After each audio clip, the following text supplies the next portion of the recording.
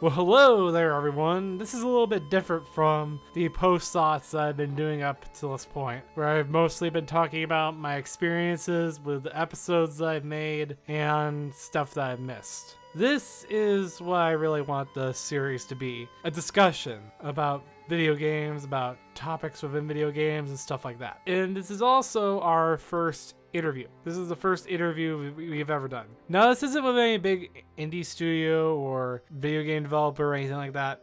It's with a fan project, Team If, a localization fan team that's trying to retranslate Fire Emblem Fates for an American audience. And I want to shed some light on fan project. So this is our first opportunity to do so. So without further ado, here is our interview with Team If.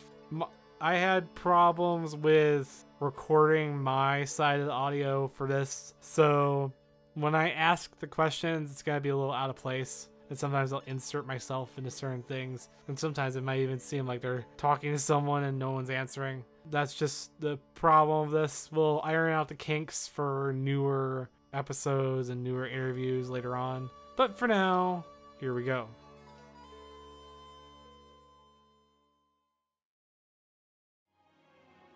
What's your name or username, and how did you become a part of Team If? Alright, so my username is Shadishika, my first name is Ryan. Actually, before I joined the team, I was kind of looking forward to this patch myself. I knew about the localization of Fates. I was looking forward to Fates before I heard about that stuff. But then once I had heard about all of the changes, the removal of content, the whole skinship thing, Soleil's support being changed, I lost interest in playing the localization, and the patch was my really only way I was ever going to play it. Then there was news that the people working on it originally were going to drop it. They had finished the chapters, they weren't going to finish the supports, they were done, they were going to move on. So me and a few other people came up and said, "Hey, we'll take on this project for you. We'll carry on with it. We'll take it to the finish." And they brought us into this Discord, and they set us up with the resources, their tools, their files, and the rest is history. My username is Joshkins. I actually joined in June 2016 for the Great Ace Attorney fan translation project, so I didn't actually join for Fire Emblem. But about a month later, I was interested in Fire Emblem and I asked Ryan to join, and now I'm here. I'm Merrick. My circumstances for joining were very similar to Shady's. I had known about the patch, I'd been following it, but the more I learned about the changes made to Fates, I also just have lost interest in playing the localization, and I ended up joining in order to help speed things along. My name is Eric, and I joined the project because I wanted to help.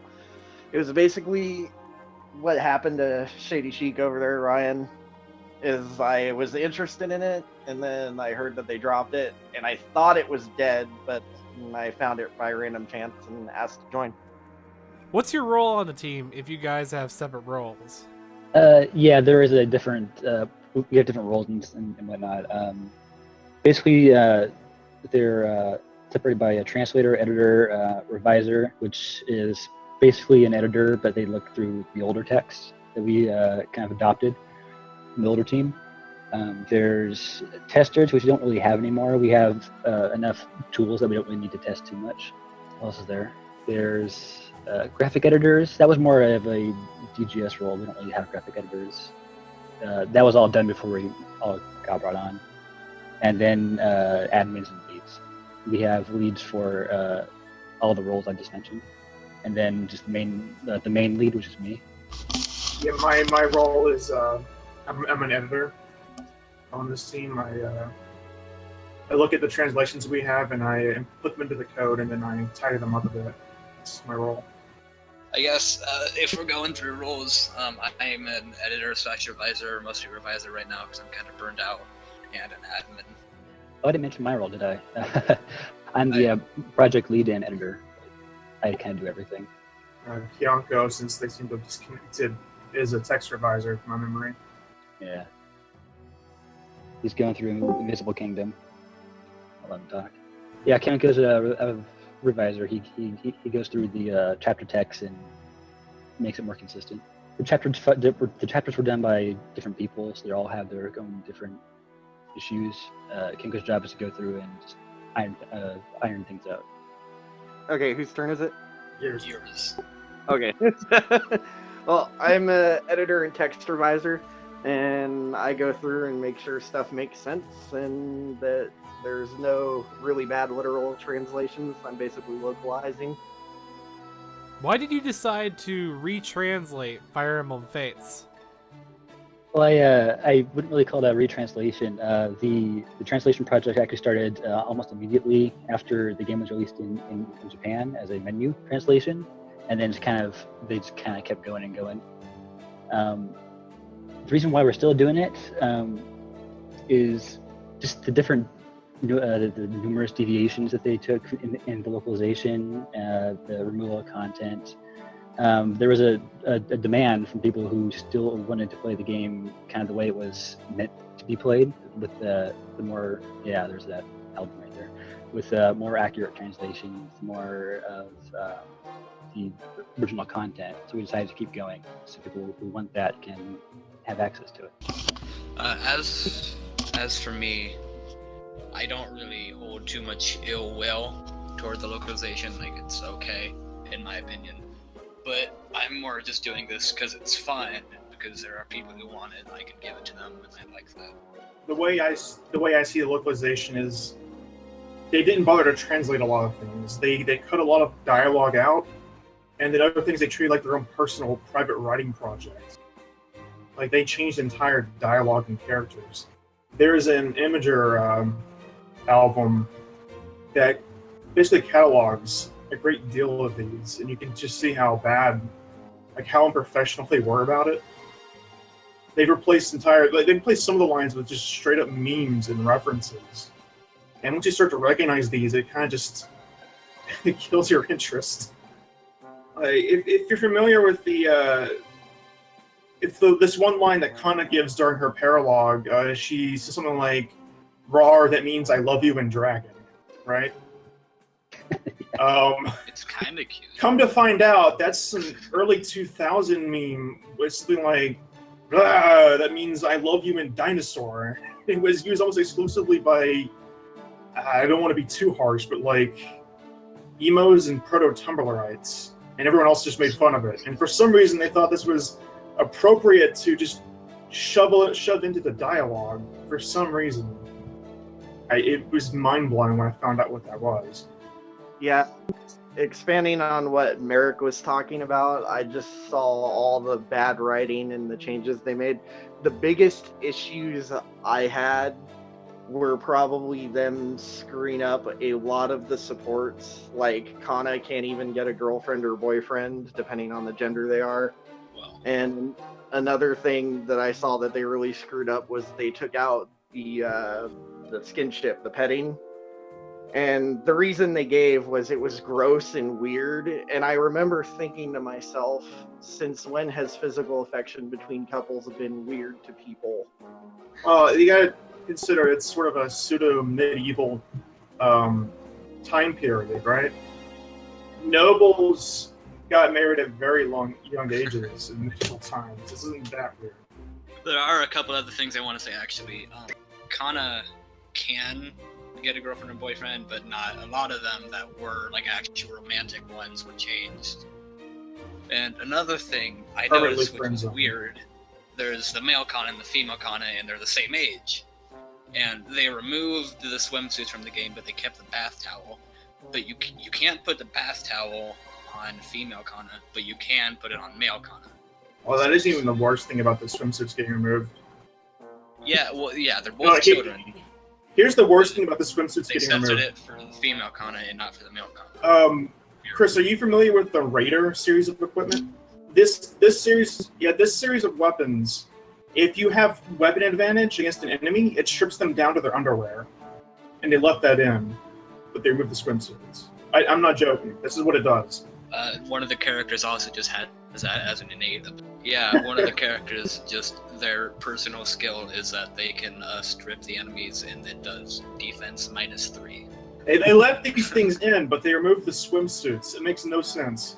There was this article that Sakurai did. It was an editorial on Famitsu, where he was talking about very specifically, the removal of the petting minigame in the Western releases. And basically, he summed it up by saying that it was kind of selfish that some people would go on and say how this doesn't fit and I don't want this, therefore depriving anyone who might actually want to try it from be able to try it.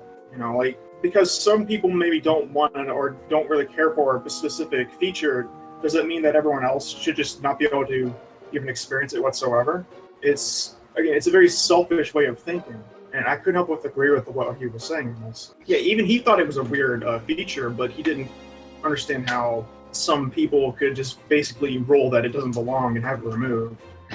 I agree Phoenix mode is going too far. It's basically a win button. It's perfect for testing. The only for way us. you can lose is if you get everyone to die in one turn. In one turn, right. I think they're getting rid of Phoenix mode in Echoes. You actually have to unlock it after you beat casual mode. Yeah. I don't mind that. I don't mind casual mode. I get that some people just weren't okay with getting a game that's permadeath, but Phoenix mode, just why would you put that in the game?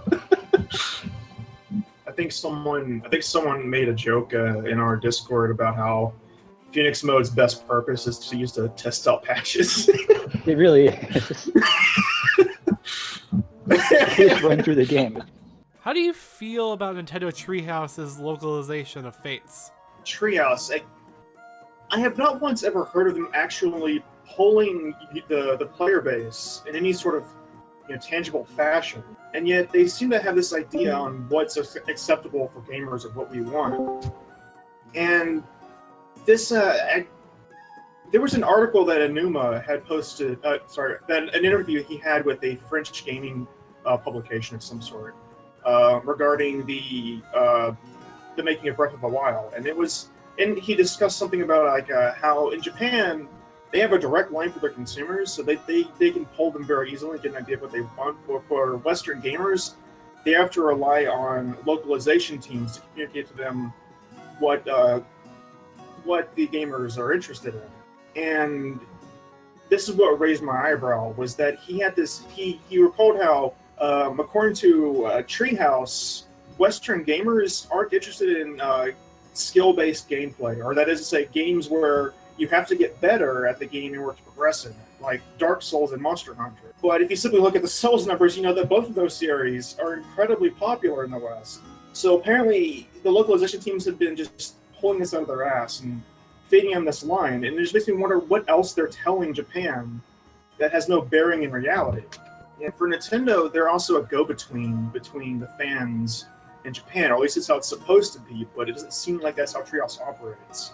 There was I can't remember his name offhand, but there was one of the employees who was hired under Treehouse as a writing staff, and who went on record saying that he doesn't speak Japanese or read it, and he just wings it. And this is weird to me because I've looked at Treehouse's or Nintendo's localization hiring policies. It seems like they require every one of their localization team who does any sort of translation or writing or anything of this sort to be bilingual, to be able to speak and read Japanese as well as English, so they can do pretty much all that work themselves, whatever they're assigned to do. And they're also required to be able to speak with Japanese representatives when they need to. And yet they just hired this person for a writing job without vetting him, apparently. And never mind the fact there was that Allison Rapp character who was apparently PR but didn't know how to do PR. She was working a job as an escort of all things, and that's what she got fired for. Was she didn't get fired because she was being terrible at PR? Well, she might have, but officially she got fired because she was working a second job, which went against their policies. And the job turned out to be, well, to put it very bluntly, a highly paid prostitute. It's astounding. It feels like they don't vet their employees very well. Yeah. Well, I wrote out an answer for this one, but everything has been said already, so... Yeah. Merrick. Do you feel the backlash against Fire Emblem Fates was warranted? I didn't even really know about the torrential downpour campaign until about a week ago, so I won't really speak on that. But I do think I heard about a lot of people just not buying the game, which makes sense. But I also want to say, if they're not buying the game because they don't want to support the localization, then that also, the sales numbers might go to Japan, and they might think, oh, well, not a lot of people bought this game, maybe we shouldn't localize in general. And that's true as well. It's just something to put out there. Yeah, I think for the most part it was definitely warranted. I think I think both the localization and the game's overall quality was to blame. The overall quality was, the story was kind of bland. It was, the whole premise was neat with the branching paths, but I don't know, it just felt more flat compared to Awakening and their previous games for sure. As far as the localization goes, there were a couple instances where I think some screenshots were passed around that were taken out of context. For example, there was this one that I remember with Aqua calling, I forget who it was, Saizo, for calling Saizo sexist, and it was passed around as kind of an example of Treehouse bringing in social justice perhaps into the game, but in the actual Japanese script that's still there. Yeah, I think we use the word chauvinist in our translation, but she still actually does call him that. But by and large, I think they did change character personalities. Elfie's personality is completely different. Soleil's support with Camille was changed after that controversy, and I think it did hurt the game. It's just like the localization. I think it was totally justified because, like I said, like they just completely omitted tons of dialogue and they rewrote entire lines of entire conversations. They between the two assassins, Saizo and Belka, their first support log is nothing but ellipses in the localization. Apparently, Azana's dialogue was completely rewritten to reference some old movie I've never even heard of. It really throws you out of it when you start reading things like that. And you're like, I thought we were having a serious moment here, you know? How is the translation patch going? Is everything still up and running, or has the project been discontinued? So, we're almost done with all of the adult supports. We're originally going to have a release on April 7th, but we're not going to hit that anymore because we've been on a bit of a lull recently. But we are definitely still working. I blame Zelda. Yeah, it was mostly Zelda. Actually, Zelda is also lulling the progress on the Great Ace Attorney as well. So, I have a release date in mind that we might be able to get it. I'll talk to Ryan after this, actually. But we are still working on it. Sounds like there's a case of too many fingers in the pie, or too many people just trying to put their own vision onto it. Yeah, I mean, good for him. He must have been having a really fun time writing it. I get why they outsourced it, but to be fair, it's a shame. If you have any feedback, like things that it could have been done better, and that we might be able to tackle some of that with the patch. You can give us a list at some point. Like the outsource or ending, it just seems like a bad idea. I know. Well, compared to the other games, I haven't played the older games, but apparently Awakening is kind of paling in comparison to those. But compared to Fates, Awakening is a lot better. But yeah, it's on schedule. We're still doing stuff. Our last major release was on February 7th. We do kind of a every 2 months thing. We push new file changes to our GitHub repo. Honestly, I have no clue. I'm guessing by the end of the year. Yeah, we're almost done with the first generation supports. The child supports we haven't really done yet, except for like a few. But I believe a lot of those are repeats as well, so it should go a lot faster once we hit the halfway point, and we're almost there. So yeah. Fingers crossed by the end of the year. Do you feel that you guys, an unpaid team of Fire Emblem fans, can do a better job than the team at Nintendo Treehouse? Do you want a brutally honest answer? I was writing notes on this on this question, and I ended up. Yeah, sorry. Okay. All right, cool. Actually, I was thinking about this last night, and I was writing down my thoughts, and it ended up with 3 paragraphs. So, yeah. Yeah, it's really an interesting question. I think it depends what you want out of a translation too, because common sense that says that, of course, even though our editors and translators do a really good job, Treehouse just when they stick the script, they blow us out of the water. They have the manpower, the money, the resources, the combined experience to craft a better translation or localization. This higher quality that's a lot more consistent in quality than we're able to do, as fans in our spare time.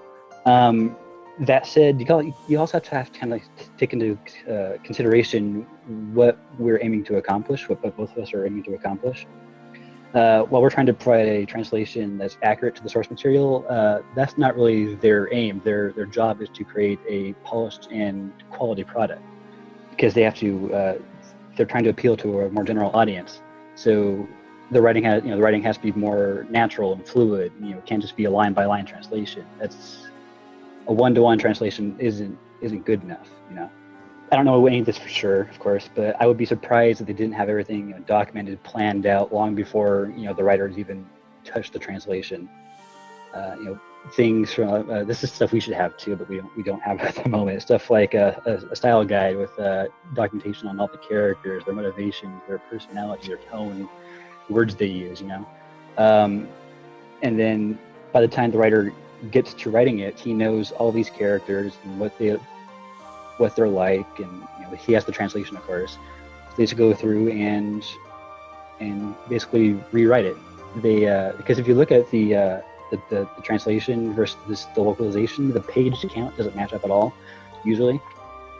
So I'm guessing what they do is they take the translated script as like a basis and then just write their own script, which results in a really good localization and really good natural sounding English. But at the same time, I think that's also what enables them to create as many changes as they do. For example, maybe Elfie's difference in personality was due to a change during the planning process, where they thought maybe this personality would fit better, or a writer just getting a bit too carried away and adding like a meme somewhere as they're writing. So I think if you're looking for a really polished, really well written product, Treehouse definitely is the better of the two. If you're looking for a more faithful translation, I think people would find ours to be more enjoyable, despite some of the inconsistencies we definitely have in our script. So I think it really depends what you're looking for. Yeah, my thoughts are basically Ryan's, but instead summed up in about a sentence. Anybody can say they prefer the TMF or translation or the Nintendo Treehouse localization. I prefer this, I prefer that. But professionally, Treehouse doesn't really have as many typos or errors, and we do have those, and there's also inconsistencies in dialogue and all of that fun stuff. So, coming from my position as an editor on the project, honestly think we can do a better job, but it is going to take us more time because, like Ryan and Josh said, they have a professional team. They have like 100 people working on this game. They're going to get it done a lot faster than we are, for damn sure. But the thing I've been doing is I go through and edit and I localize and I make stuff make sense, and I see the lines that could be better and the grammar that could be corrected, and I know eventually we're going to get all that corrected. We're going to get everything lined up, and it's going to be just as good, in my opinion. Well, I mostly side with Kyonko on this. I feel like it'll take time, but we'll eventually be able to clean things up. But I do feel like a professional team like Treehouse is able to bring more eloquence to the dialogue than we typically are ourselves. Just a heads up, we're not very professional around here. yeah. We have a whole bunch of shitposting channels. Your statement. Yeah. We just shitpost a lot around here. I feel like eventually we'll be able to provide a product that people are not just going to want to try out, but we will enjoy. But it's nothing professional, mind you.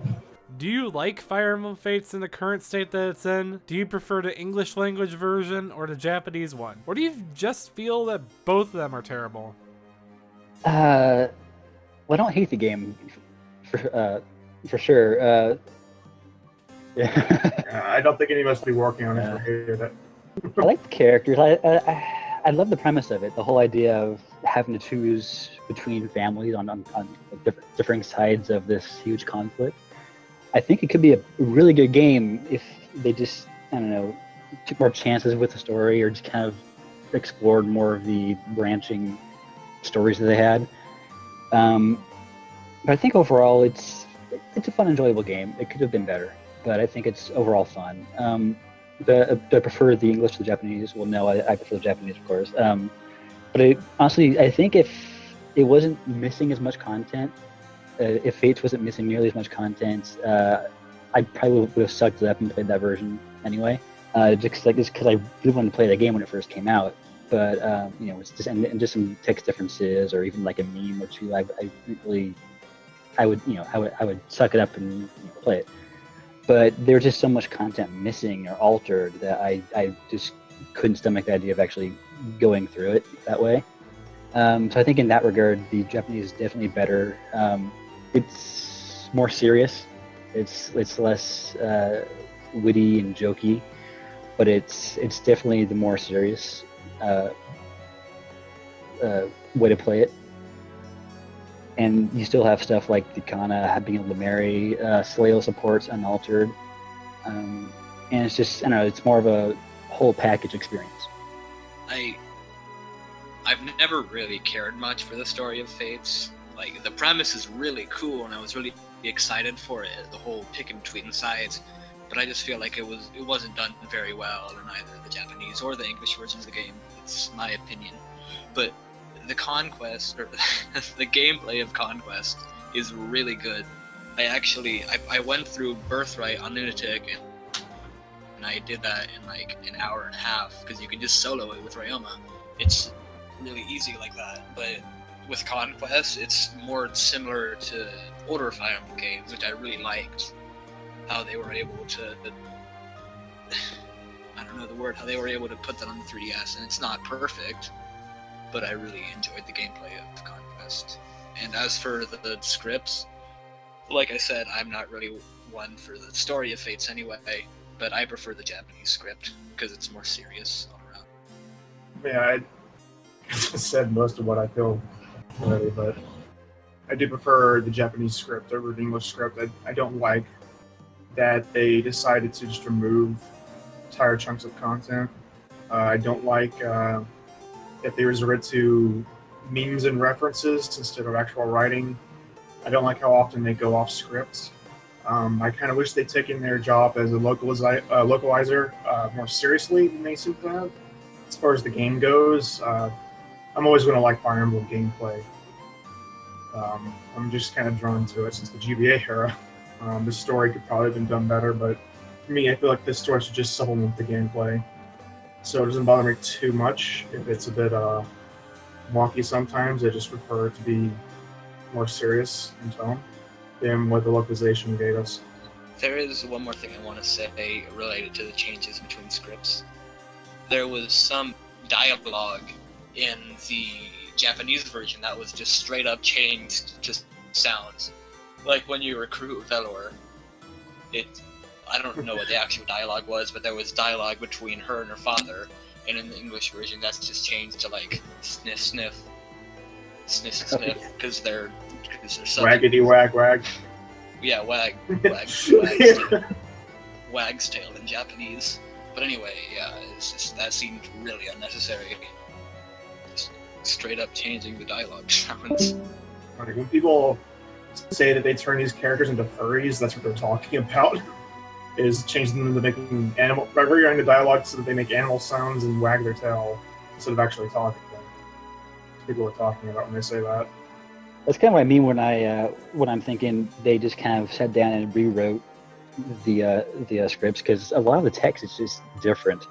Stuff like that where they're actually having a conversation, just being wag wag wag waggity wag wag. If in Japan came out a year before Fates, I imagine that's partly why it took so long to come out, because there's a lot of text. We're going through, there's almost like 1,000 supports we have to do. Yeah, back. Hey, what's up? It feels like they there was a number of staff members who just didn't even bother translating anything, so they just wrote what they wanted to. There's a character who's obsessed with pickles in the localization. So, oh yeah. No, it wasn't like obsessed with pickles, no. They enjoyed pickles, but not to this level. think when that character proposed to Selkie in the game, or like wanted to be their boyfriend or something, I don't remember this at all, but I think he said something like, "Will you eat pickles with me?" I could be wrong. I could be wrong. Let me see. Hisame. You're not wrong. You are not wrong. Oh my god. So yeah, there's that. Well, as far as the overall quality of the game goes, it's a good Fire Emblem game, but it's definitely not the best. I definitely enjoyed Awakening more, and I definitely prefer the Japanese translation, because again, it ruins the atmosphere that the game has to have these memes pop up out of nowhere. Like, I think it's when you go to get Joker/Jacob's son was one of the ones that threw me off the most. Slappy face. Yeah, you have this otherwise serious scene where he's talking to his son about how he needs to fight, and his son protects his father. And in the Japanese translation, it's like, "Oh, I can fight too," and it's like this heartwarming, serious scene. But in the English version, they replaced it with the slappy face meme. Yeah, I think there was another line they had him use, something like, "If you can buddle, I can buddle." Something like that. It's probably that, but it's probably that. But also, just Fire Emblem fans that care about the series, I would say.